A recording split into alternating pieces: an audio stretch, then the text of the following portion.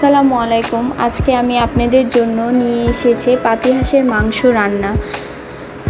যদি আমার রান্নাটি আপনাদের ভালো লেগে থাকে অবশ্যই আমার চ্যানেলটি সাবস্ক্রাইব করুন, পাশে থাকা বেল আইকনটি টিপে দিন এবং শেয়ার করে দিন। আমি মাংসগুলো আগেই দেখুন কেটে স্লাইস করে একটু বড় বড় পিস করে নিয়েছি। আপনারা আপনাদের পছন্দ মতো মাংসগুলো কেটে নেবেন। মাংস কেটে ধুয়ে পরিষ্কার করে একটা বাটিতে দেখুন রেখে দিয়েছি।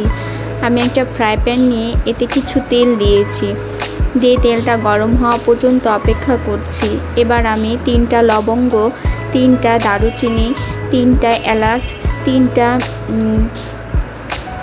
3টা তেজপাতা সবগুলো আমি আলাদা আলাদা করে রেখেছিলাম। দেখুন এগুলো আমি গরম তেলের ওপরে দিয়ে দিলাম। আমি এগুলো হালকা একটু ভেজে নিব। এগুলো ভাজলে একটু গরম মশলাগুলো ভাজলে একটু সুন্দর স্মেল বের হয়, যে কারণে আমি এগুলো ভেজে নিব। দেখুন আমি এবার পেঁয়াজ অ্যাড করে দেব। পেঁয়াজগুলো আমি আগে থেকে কুচি করে রেখেছিলাম। এবার কুচি করা পেঁয়াজগুলো আমি এর মধ্যে দিয়ে দিলাম। দিয়ে দেখুন হালকা করে নাড়ছি। পেঁয়াজগুলো একটু লালচে ভাব হওয়া পর্যন্ত আমি অপেক্ষা করব। পেঁয়াজগুলো যখন লালচে ভাব চলে আসবে তখন আমি এর মধ্যে একে একে সব মশলার উপকরণগুলো অ্যাড করব।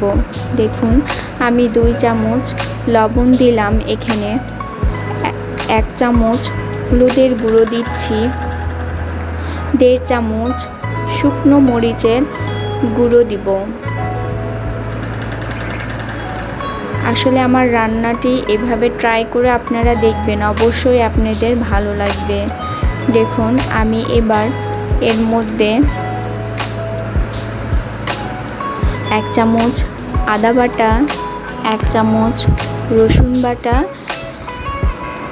এবং 1 চামচ জিরা বাটা অ্যাড করে দিচ্ছি। অ্যাড করে আমি এর মধ্যে ভুলে গিয়েছিলাম, আমি 1 চামচ ধনের গুঁড়ো দিয়ে দিচ্ছি। কাঁচা ধনের গুঁড়ো এখানে আমি ব্যবহার করেছি। এবার সামান্য পরিমাণে একটু পানি দিয়ে আমি মশলাটাকে কষিয়ে নিচ্ছি। মশলাটা কষানো হয়ে গেলে আমি এর মধ্যে আগে থেকে কেটে ধুয়ে রাখা মাংসগুলো দিয়ে দিব। আসলে হাঁসের মাংস অনেকে বতকের মাংস বলেও চিনে। আমাদের উত্তরবঙ্গে বেশিরভাগ এটাকে বতকই বলে থাকে, তবে হাঁসের মাংস বললে মানুষ এটাকে বেশি চিনে। আমি 2-3 মিনিট ধরে আমি মশলাটা কষিয়ে নিয়েছি। দেখুন আমার মশলাটা কষানো হয়ে গিয়েছে। এবার আমি কেটে রাখা মাংসগুলো অ্যাড করে দিয়েছি। মাংসগুলো অ্যাড করার পরে আমি আলতো হাতে নেড়ে দিচ্ছি। নেড়ে আমি এখানে কোনো পানি ব্যবহার করব না। মাংসটাকে এভাবে আলতো হাতে নেড়ে আমি ঢাকনা দিয়ে ঢেকে দেব। আমার মাংসটা ঢাকনা দিয়ে ঢেকে কষাবো। আপনারা একটু সময় হাতে নিয়ে মাংসটা কষাবেন, যেহেতু হাঁসের মাংসে একটু গন্ধ বের হয়। একটু সময় নিয়ে কষালে হবে কি, মাংসটাতে গন্ধ থাকবে না। অনেকে বতকের বা হাঁসের মাংস এর জন্য খেতে পারে না যে একটু গন্ধ লাগে তাই। তবে আপনারা একটু সময় নিয়ে কষালে এই মাংসটায় কোনো গন্ধ লাগবে না, খেতেও অনেক সুন্দর লাগবে। দেখুন আমি মাংসটা কষাচ্ছি। আমার মাংস থেকে দেখুন অনেক পানি বের হয়েছে। আমি কিন্তু এখানে কোনো পানি অ্যাড করিনি। তারপরেও মাংস থেকে যে পানিগুলো বের হয়েছে সে পানিতেই আমার মাংসটা প্রায় কষানো হয়ে যাবে। আমি নেড়ে দিয়ে আবার ঢাকনা দিয়ে ঢেকে দিয়েছি। দেখুন আমি ঢাকনা দিয়ে আবার ঢেকে দিলাম। ঢেকে দিয়ে আরও কষাবো। আমি একটু সময় নিয়ে রান্না করেছি এটা। মাংসটা কষানো দেখেন কত সুন্দর তেল বের হয়ে এসেছে। আসলে হাঁসের মাংস থেকে যত কষাবেন তত তেলটা বের হবে এবং কালারটাও দেখেন অনেক সুন্দর চলে এসেছে, দেখতেও ভালো লাগবে। দেখুন আমার এখনও কষানো হয়নি। আমি আবার ঢেকে দিয়ে আবার একটু কষিয়ে নিব। কষিয়ে যখন আমার একদম কষানো হয়ে যাবে তখন আমি এর মধ্যে গরম পানি অ্যাড করব। আমি পানিটা আগে থেকে ফুটিয়ে রেখেছিলাম, যেহেতু আমার মাংসটা প্রায় কষানো হয়ে গিয়েছে। আমি এই গরম পানি এতে অ্যাড করব, কোনো ঠান্ডা পানি দিব না।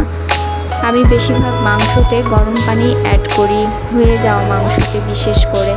দেখুন আমি আমার যতটুকু প্রয়োজন মাংসটা সেদ্ধ হওয়ার জন্য ঠিক ততটুকুই পানি অ্যাড করেছি। অ্যাড করে দেখুন